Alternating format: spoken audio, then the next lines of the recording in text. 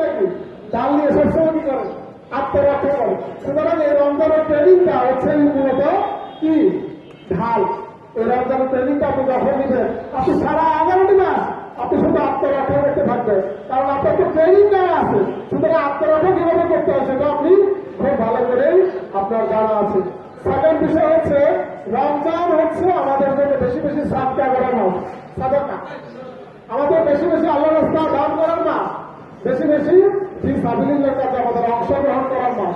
আল্লাহ রাসূল সাল্লাল্লাহু আলাইহি ওয়াসাল্লাম বলেছেন যে ফাত্তাকুন নারা ওয়ালাই বিশিক্কি তামরাতি, যে তোমার কাছে যদি একটা খেজুর থাকে সেই খেজুরের একটা অন্তত তোমার আরেকজন অমুক্ত ভাইকে দান করার মধ্যে দিয়ে তুমি জাহান্নামের আগুন থেকে বাঁচার জন্য চেষ্টা করো। এটাই হলো মুসলমানদের শিক্ষা। মুসলমানরা সে একা একা খাবে না, বরঞ্চ তার কাছে যদি একটু থাকে সে তার আরো অমুক্ত ভাইকে দান করার মধ্য দিয়ে এর মাধ্যমেই কিন্তু সে জাহান্নামের আগুন থেকে বাঁচার জন্য চেষ্টা করবে। আমরা কি সেই শিক্ষা গ্রহণ করছি? আমরা কি সেটা করতেছি? আমি যে বিল্ডিং এ থাকি সেই বিল্ডিং এর কি আমি খবর রাখি? আমি যে জায়গায় থাকি, যে বাসায় থাকি, আশেপাশে প্রতিবেশীর কি আমি খবর রাখি? আমরা আমাদের মনে হয় এই শিক্ষাটা বেশি বেশি করে আমাদের এখনই আত্মসমালোচনা নিয়ে আসা দরকার।